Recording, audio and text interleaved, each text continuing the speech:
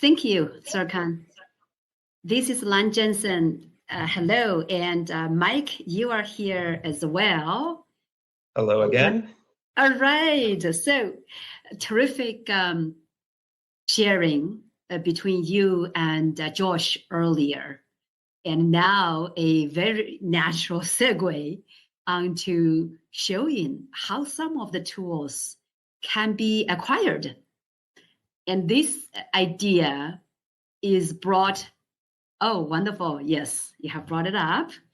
And this idea of sharing step by step how to acquire these tools was inspired by the Rotary Club in San Jose. So I'd like to give them a shout out because at one of their lunch and learn sessions that they invited me to, they told me that, hey, Lan, all is good and all, but what is the password vault? What is VPN? It's one year in and the other year out. So show me step by step. So this is in response to the leaders of the Rotary Club. And Mike, that being said, would you like to move on to the next session, next slide? Yep, and there we go. There we go, indeed. So earlier, I'll just quickly touch on this slide, and then maybe Mike, you and I can take turns sharing exactly how to get the tools done, and walk the audience through step by step. Okay, so very quickly, Josh and Mike also mentioned this. Like it or not, nowadays, we live in a digital world. And we have a digital twin individually. And if you are a small business owner, your business also has a twin. Consider all the digital data, your digital assets. And sometimes if we know how to protect ourselves, no problem. But the digital twin, do we protect them very well? And if somehow they're not well protected, what happens? Will they hurt, or will I get hurt? So this shows that we are ultimately the ones that will be hurt. Josh and Mike mentioned earlier as well.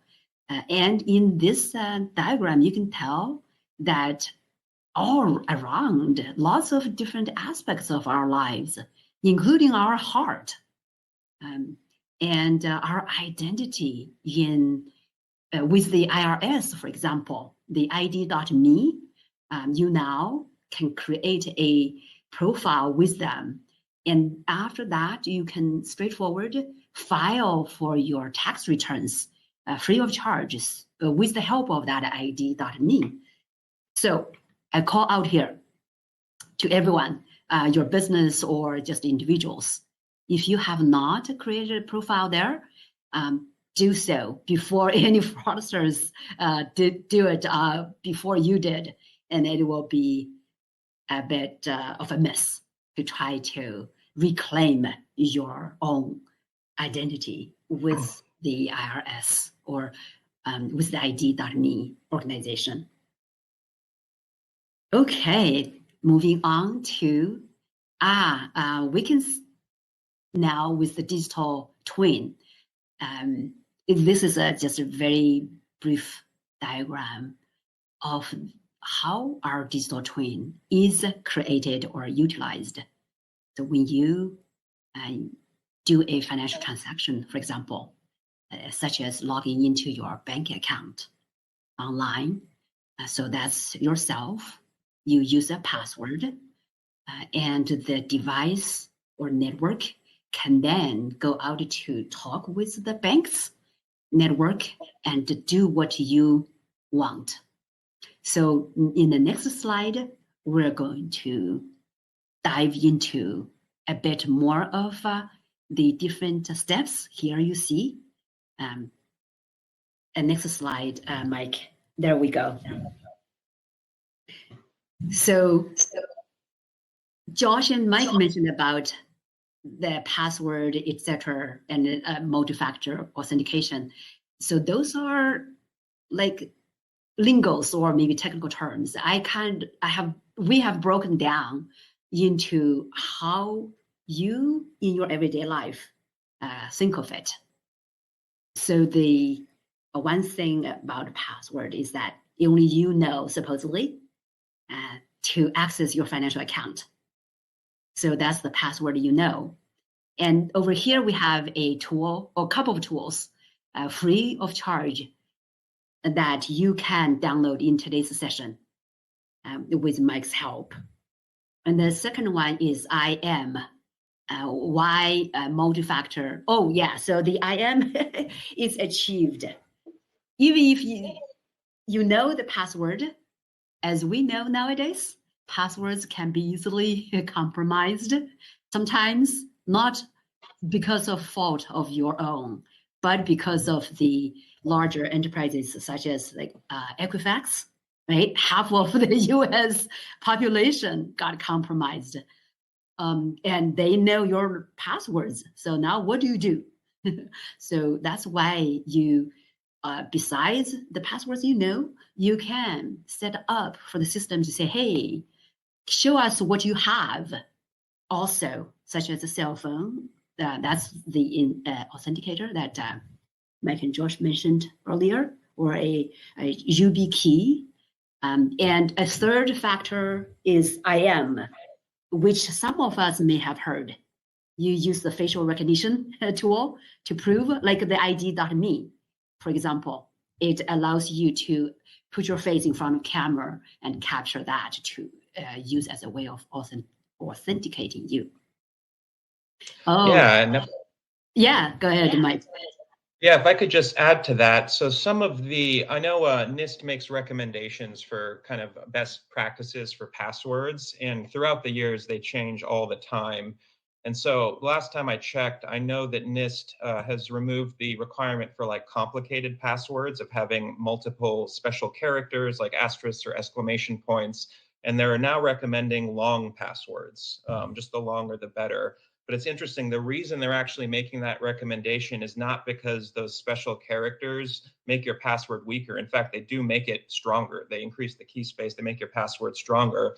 The problem was they were finding that those passwords are so hard to memorize and so frustrating for people that they would often just change one character if their password got compromised. So they would change the asterisk to an exclamation point or the O to a 0. And so what would happen is passwords essentially weren't getting that changed over time.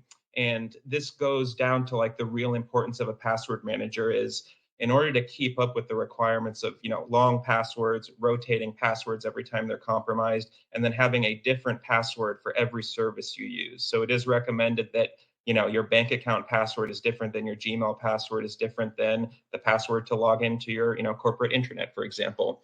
And when you start thinking about how many services we all have in our everyday lives where we need passwords to get on, it's almost impossible at this point to store them all in your head or do it yourself. So the real benefit of the password manager, in my opinion, is it makes this process seamless. It makes it easy, and you don't have to remember to do all the things yourself, right? A lot of these free services like LastPass, for example, will do monitoring for you, for example, so that if any of the passwords that you are using have been part of a data breach, they'll do the extra work to go ahead and notify you and prompt you to change it without you having to go out and do that extra research on your own. So these are great ways to leverage kind of technology in order to keep up with the ever increasing requirements. So very true, Mike. So glad you mentioned that. And even if the passwords are not compromised, for example, criminals also could use an attack called brute force that can crack millions of passwords.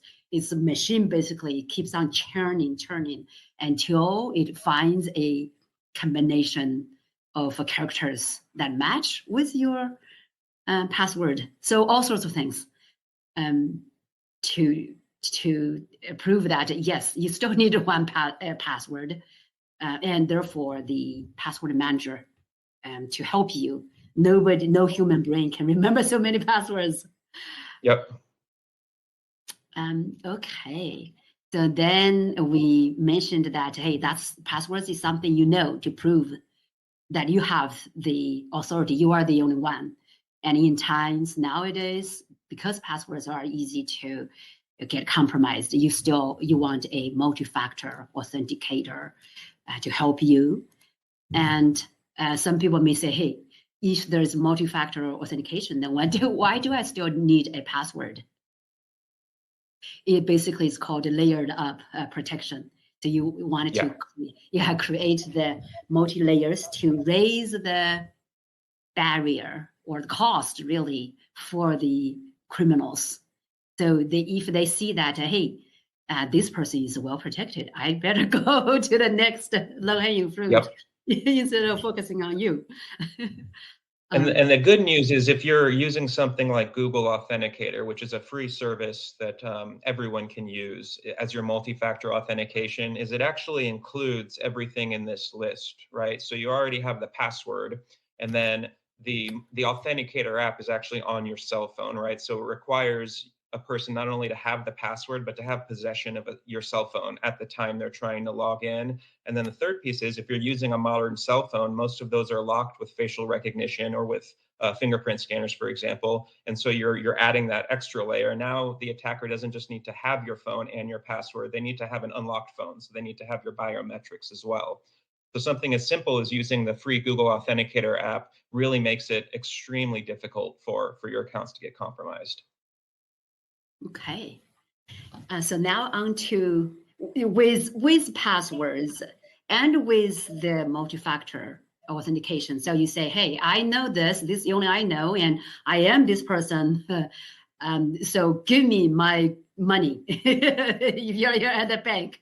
Or so you basically, it's like, hey, what else do I need to do, right? Even that being done, there is another layer that you need to consider. Suppose you are in a public library, or you are in the Starbucks, or in the airport, for example. If you are using their network, you also need to make sure that the network is secure.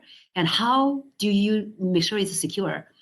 You want to create your own network instead of just their network.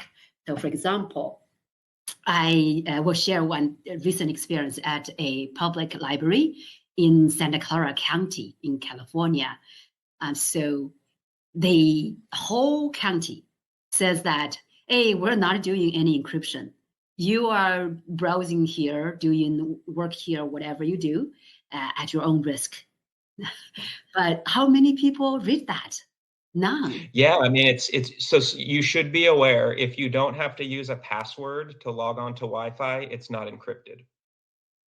And so if you start thinking about it that way, you realize, wow, there's a lot of unencrypted, like any public Wi-Fi access point with no password is most likely going to be unencrypted. And so, yeah, you start to realize how dangerous that can be. That's right. So consider the word encryption your digital lock. Because what does it mean? It basically scrambles everything up. So even if someone drops into your conversation, it is gibberish to them. They do not understand. So that's how your data is protected. Okay, so that being said, it's basically my network. Oh, wonderful. Keith, join in. Hello. Yeah. Good to see you, Keith. Mike, Lan, how are you both today? We're doing well, thank you.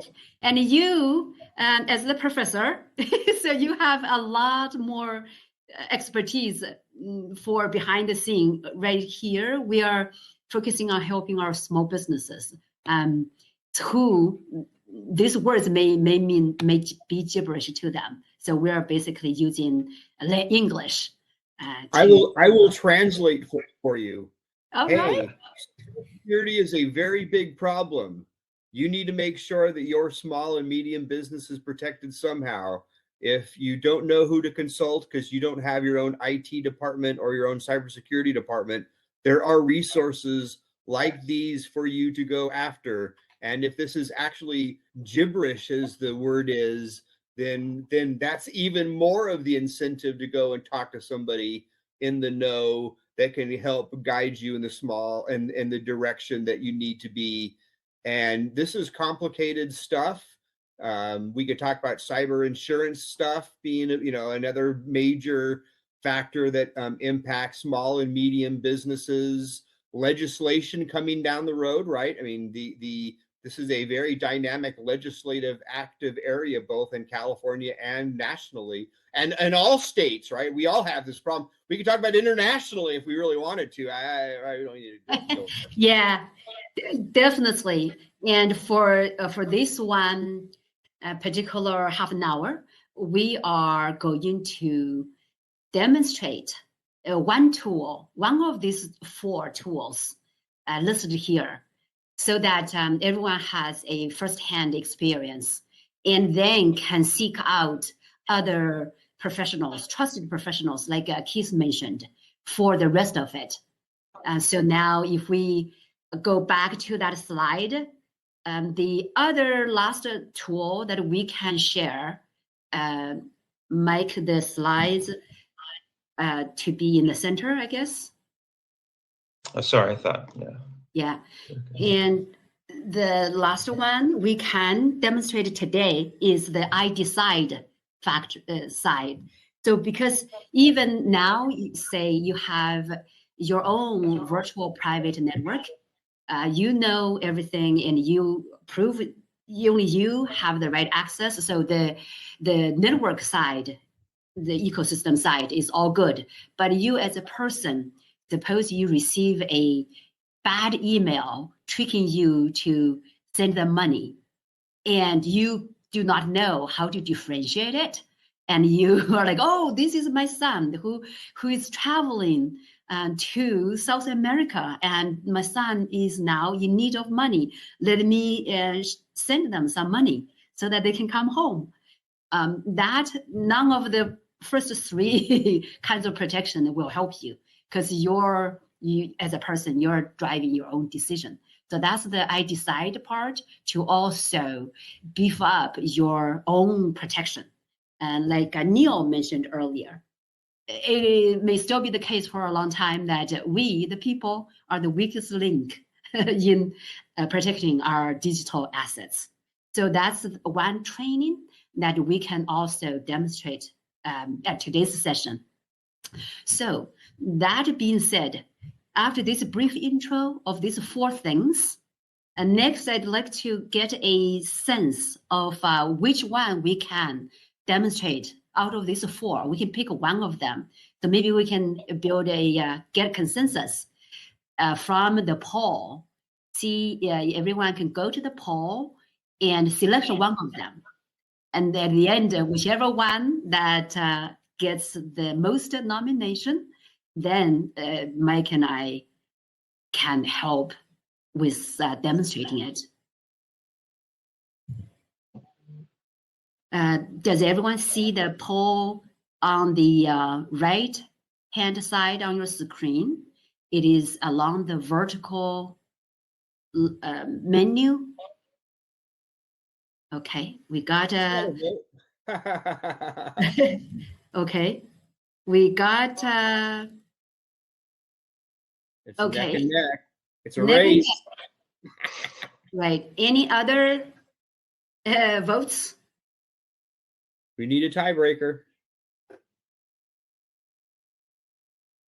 If that's the case. Well, there you are. There's your tiebreaker. Now we get again a tie.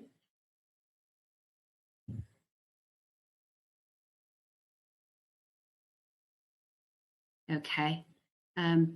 There's a technical issue on the poll, so it might be not visible for others. Yeah. Oh, okay. So there is there's a tie. Looks like. Let's make a decision, Mike. The other items, of course, we will be able to demonstrate to our audience in the future endeavors. But for today, which one do you feel like demonstrating today?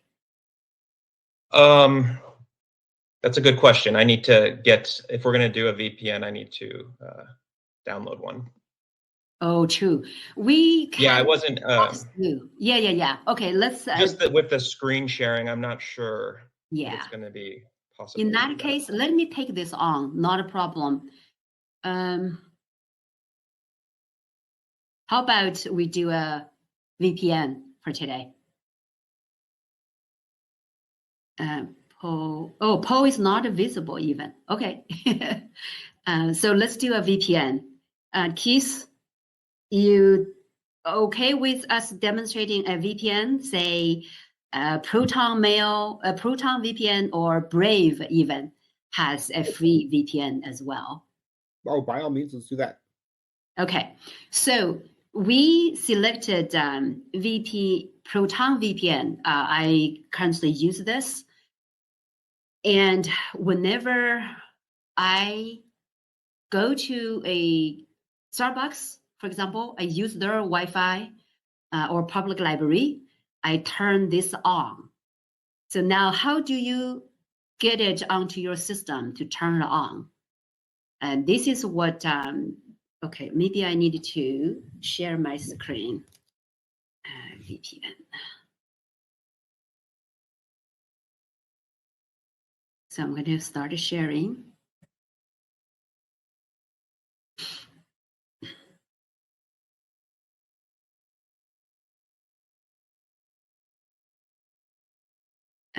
Proton VPN.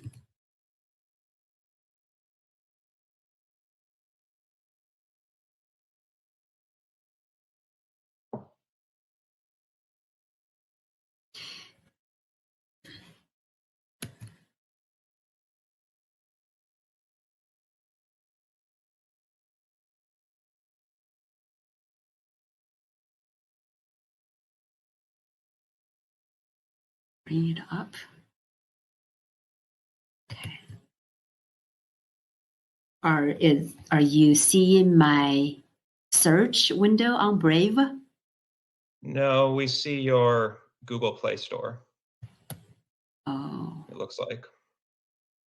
Okay.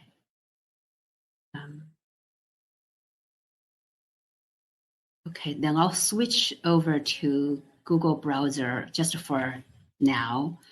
But as earlier we mentioned, if you wanted to protect your search history, alternative to Google is better, such as Brave.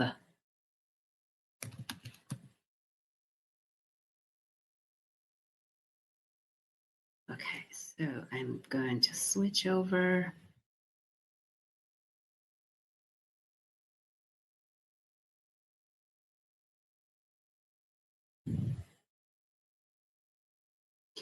And as Mike mentioned, so for this purpose, we're not going to exactly download and do it step by step, but we will show that this is what you perform without me actually us waiting for the download to happen, for example, and take time to watch it happening.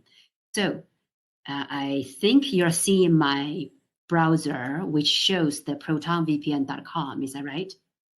Yes. Okay, excellent.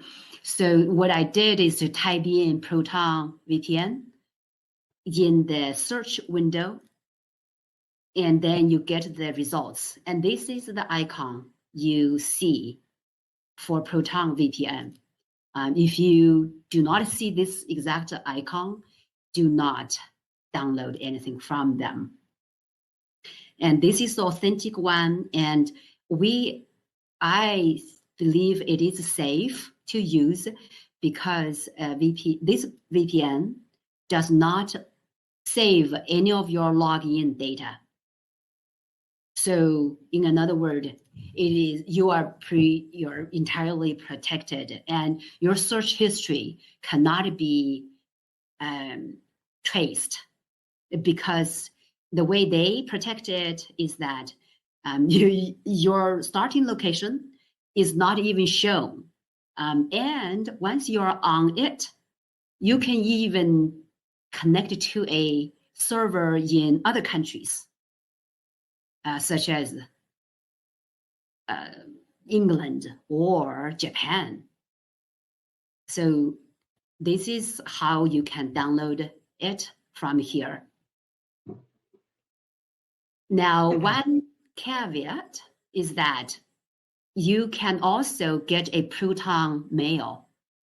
And you need to have the Proton mail actually as the email to, or you can use, to be your account and that uses this VPN. So anyway, this site itself is what you need to navigate to, and then you can just continue on in a very intuitive way of it. Now, in case you wonder, say, hey, it is showing that it's charging money from this plan here, but there is a smaller button that says sign up for free. So in case you wanted to just test it out before you get to the paid for version, then you can try it out first, sign up for free. That's where you go. Okay, and then you can continue. Is that sufficient functionality for, if you don't mind going back a screen, is that okay? Is the free model sufficient functionality for the traditional user?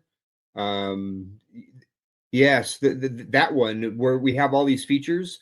The Proton VPN free, is that going to be sufficient for many users, or are they going to actually need the functionality of one of these free plans? Right. A great question. So depending on, oh yeah, this is the page you're looking for. Yeah. So depending on how extensive you're going to use it. For example, you will notice slower speeds with the free version. So especially if you're streaming or anything like that with it, it'll be noticeable. But for general website surfing, checking email, things of that nature, I don't notice any difference. Wow. Yeah. I apologize. That's my experience also about the availability. So sometimes I go use the Holland or servers because of the time difference. So they, when we are busy in the United States, their part of the world is not as busy because it's nighttime. So you just need to play around to secure your connection. Okay, and alternatively, Brave also has a free VPN.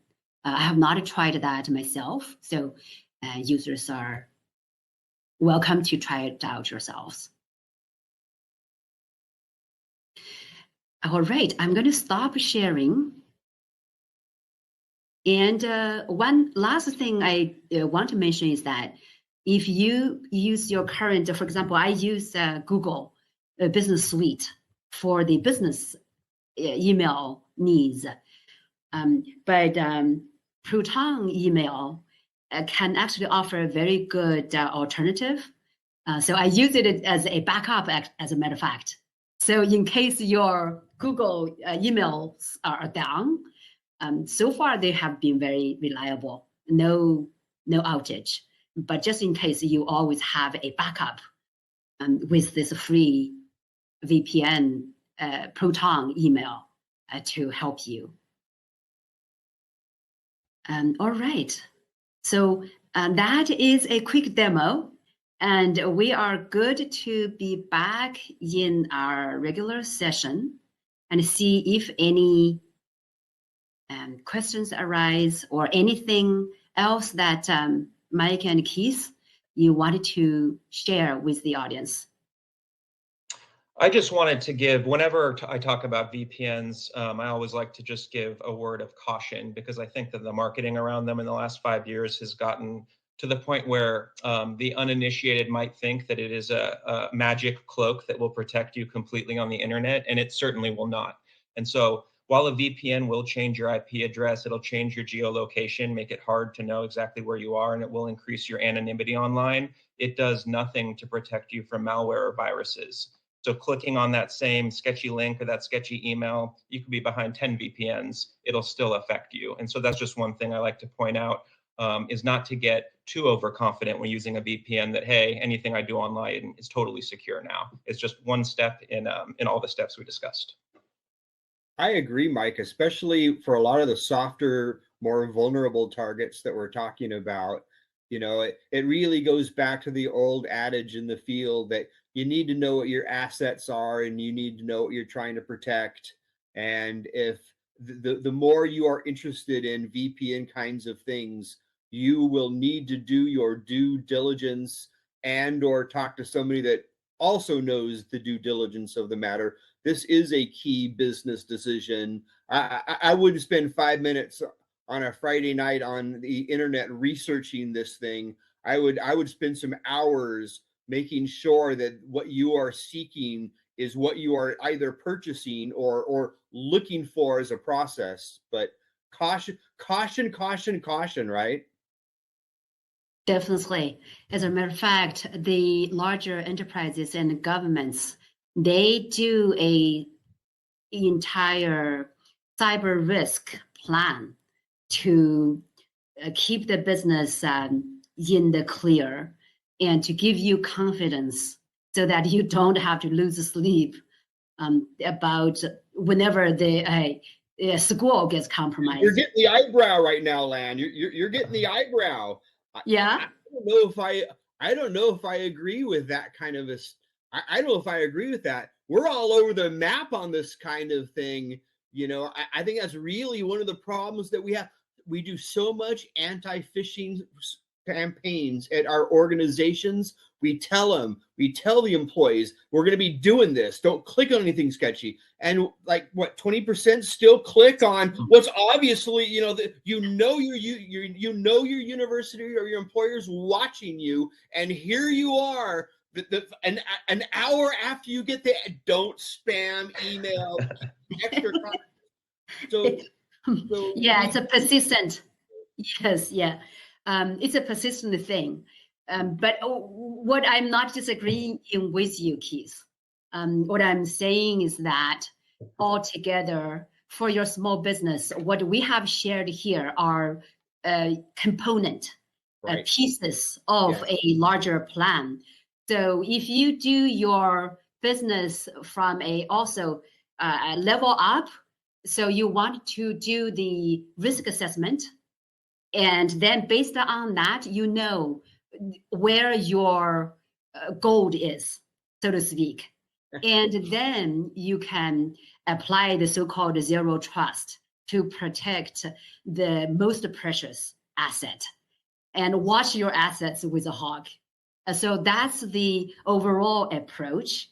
Now, then all of these pieces of it are helpful. It's basic hygiene, as Josh and Mike mentioned earlier.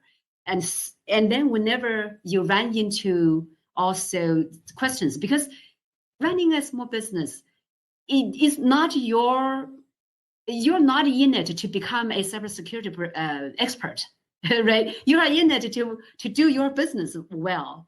So whenever you run into the situation that, hey, this I don't have time for, then do what Mike did earlier, running his business. He's like, hey, what did you do, Mike? Yeah, I mean, at the point where we were at a stage when it was becoming concerning, yeah, we brought in experts to advise us on that. And so, like I mentioned earlier, that for the first 2 years I was running my company, I was the head salesperson, head of operations, head of manufacturing, head of IT, right? Like, as we all small business owners all are, you wear multiple hats. And, I wasn't doing a great job at all of them. So I think it was just kind of sheer luck. And like I mentioned, the timing, I don't think cyber attacks were as prevalent as they are 10 years ago when this was happening.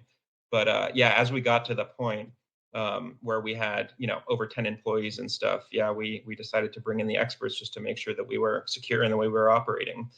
Unfortunately, we never had an incident. And so I attribute that to us making a decision early to kind of realize what we didn't know and what we weren't experts in. At the same time, realize like this is important. It's just like business insurance, any other type of insurance. You want to invest in it upfront rather than wait till it's too late.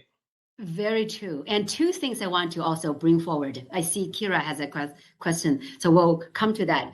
The one question, not quite a question, observation is that small businesses sometimes feel that, hey, I'm so small, nothing. The criminals don't know me, so I'm in a safe dark corner here. I don't have to worry. And the reality is not so. Because while you're not visible like the celebrities are to people, but you are not invisible to the software that goes out to find anyone with vulnerabilities. So the software does not need to know anyone. And once the software finds you, it does not discriminate anyone. Right? There is an opportunity, they will come in and they will compromise you. A while back, so IoT device, for example, cameras, they were purchased within seconds of it being turned on. It was compromised by, what is that, right? Mirai. Yes, Mirai, Linux, the Linux worm, Exactly. So you wanted to have your protection, first of all, awareness and sense of protecting yourself. And then from that point on, you can find the best ways. Oh, the second thing I was going to mention, some small businesses tell me that, hey, okay, I know, I get it, but I don't know anyone. Whom can I trust? Everyone says that they are trustworthy. But are they now? What if they are out to get me, which won't be the first case, right? We know that some businesses, even software, they pose as trustworthy, but in reality, not so much. So that's why we are doing this as a nonprofit. And Josh's organization, the Global Cyber Alliance, also as a nonprofit. That's why we're setting up this way, so that we could over time prove to be trustworthy to organizations. And Keith was going to say something. Please go ahead. This is such a critical question. We talk about risk management and vulnerability assessment and some of these kinds of things. We also should be talking about information sharing and more collaboration within, both in terms of potential threat detection on the front end and better ways to blend agency responses on the back end, and how corporations and not-for-profits all blend into these things. This is a critical question, but let's talk about land where the rubber hits the road, and that is that many folks, not only do they not know who to contact before an event or a breach, that they'll certainly find out after the fact when they need one. But let's talk about the cost of prevention versus the cost of not being prepared. And where the rubber hits the road is with our small and medium-sized businesses' interaction with cyber and security insurance, which maybe a decade ago is, a lot more flexible than it is in 2022, where they require due diligence on the behalf of the covered, that they are going to take a very close look at how an event was managed, right? And I mean, if the organization did a horrible job, you will not be expecting a payout. You may be uninsurable in this pool in the future.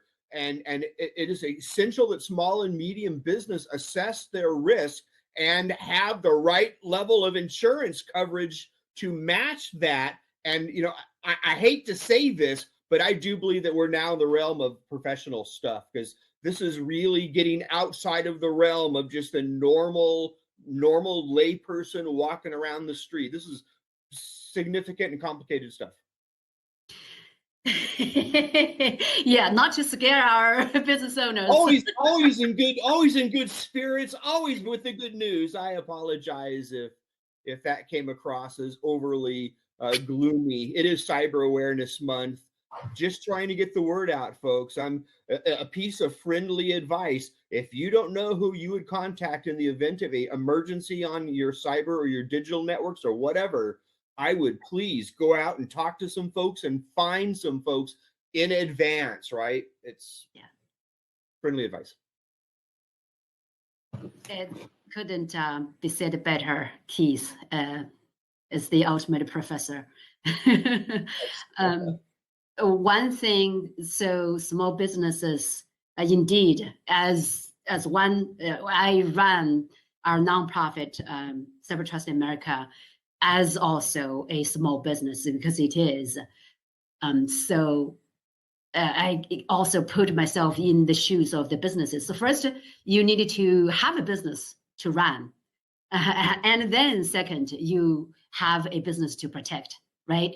So for those who are just starting and staying, keeping the business running, I would say you can start with some free resources from organizations like the Global Cyber Alliance and from our nonprofit, Cybertrust America, and many others.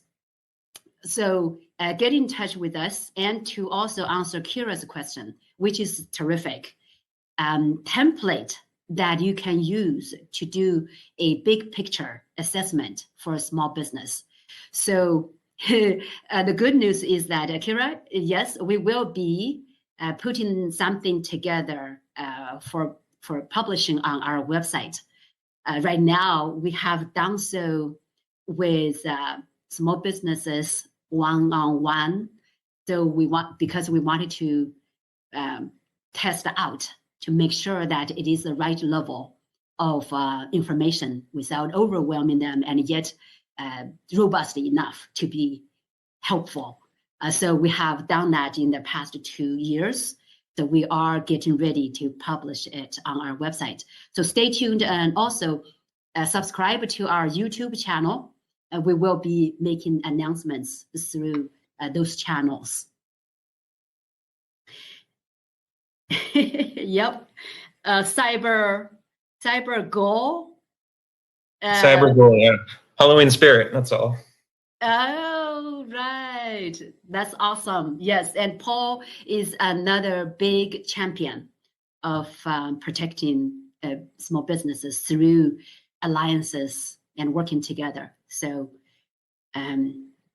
that will be my advice to the small businesses that are just getting started, and for the other businesses who are able to pay for additional capabilities, and then we have partners who focus on that. So stay tuned, and that's what we are going to do in the next year. Even especially if we're successful in collaborating with our city partners, government partners, then we can scale up our services to provide more. Right now, the needs are a little bit stronger than what our personnel can support, but we hope to scale it up in the coming years. So last minute word, Keith, Mike, and we're going to wrap this up. Mike, it's all you. Why don't you go first? Yeah, I was just going to say all of the kind of tools and the best practices we've mentioned here, please apply those in your personal lives as well. And I think especially as small business owners, you can all attest, like yeah, our personal lives and our business lives are often enmeshed when we're small business owners, right? So we don't have a separate work laptop or work cell phone necessarily. We're kind of intermingling all of this stuff. So practicing these best practices on your home computer as well is important. If you have a family, it's important to teach them all too, right? Because you might be practicing all of these best practices, have great cyber hygiene at work, but if you bring your work laptop home, plug it into your home network, and one of your kids maybe isn't practicing the best cyber hygiene, you're kind of back at square one at that point. And so I think as some of our speakers were mentioning earlier, learning this kind of stuff, in my opinion, when I was a kid growing up, I was told certain things like, don't talk to strangers, look both ways before crossing the street, just common kind of advice that we're given growing up. And I think in the future, use a password manager, make sure you have a VPN. Those are going to be some things that we're going to be teaching the children of the future with how we're advancing digitally. And so I think this is an opportunity for us to start there and kind of bring this back home and teach our loved ones the most. Again, horrible thing that I can't even imagine is having a loved one like a grandparent or something like that be the victim of one of these attacks. Again, just the emotional burden and toll it puts on them. So anything that you can do to try to spread this message, not just in business, but in your own personal lives as well, I would highly recommend. And Mike, it's even worse when the nature of the attack comes from an email from your account. Exactly.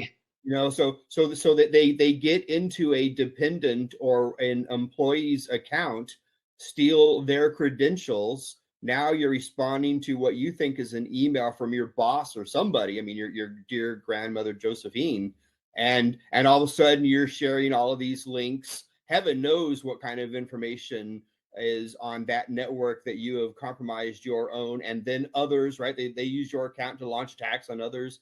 So, I mean, we are only as strong as our weakest link.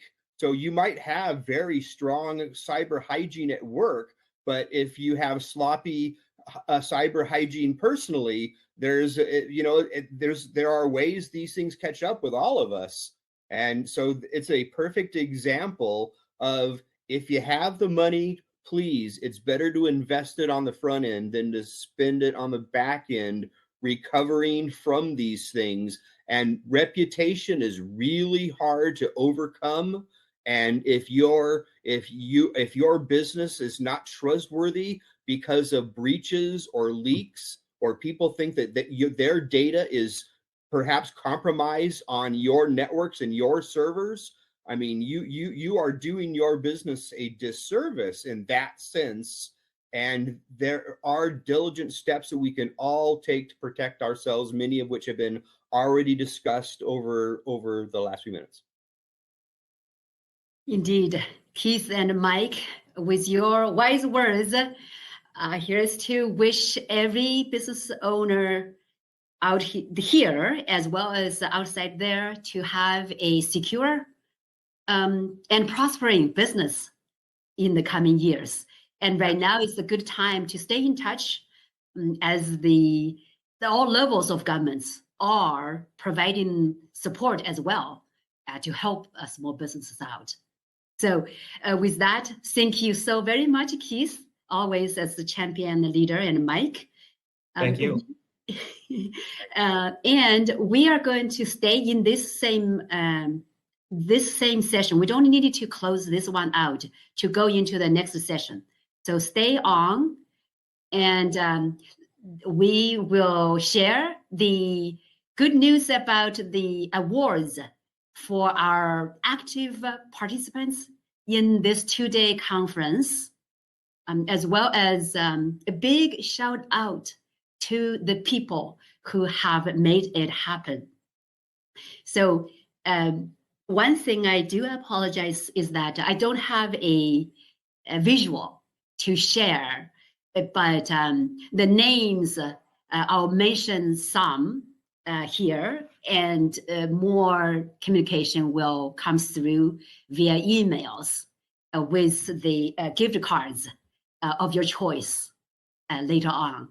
So I'm seeing that Kira and Asigwi and a few other names from yesterday's session and earlier today all are going to receive emails from us, and to thank you for being part of this movement and also promoting security around you in your personal life as well as in your professional lives. As Keith mentioned earlier, we are all in this together. So thank you for being part of this. And now about the thanks to the people who have made this happen. We have seen that Mike and Serkan, who have been consistent supporters of this, without whom this certainly is not going to happen. Also behind the scene, we have people like Kenny, Subhashri, and yes, and Jenny, a few others who supported us throughout the years. And lastly, a big shout out to our sponsor, NIST, the National Institute of Standards and Technology, as well as our co-hosting governments and organizations, the City of San Jose, City of Coral Gables, County of San Mateo, and the National Cybersecurity Alliance, as well as joint venture Silicon Valley. So these are our partners without whom we could not have been able to bring this volunteer-driven event to you all. So thank you all very much. We are going to take the advice and action plans that that surfaced throughout this conference and have outcomes to bring back to next year's conference. So Kira and all, stay tuned. Should we do a one round of the virtual drum roll? Thank you. Yeah, thank you, Serkan. Oh, I see Xavier. Yes, I recognize you from last year even. Wonderful having you back. So we wrap up the event a little bit earlier so we can continue to execute more. That's the goal. And folks who are interested in being part of our proposal with the local governments, email us.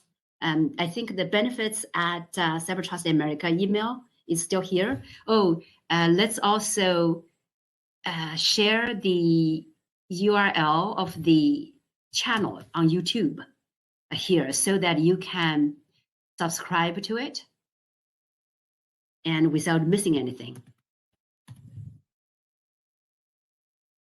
And with that is a wrap. Thank you all again, and I look forward to seeing you all back next year.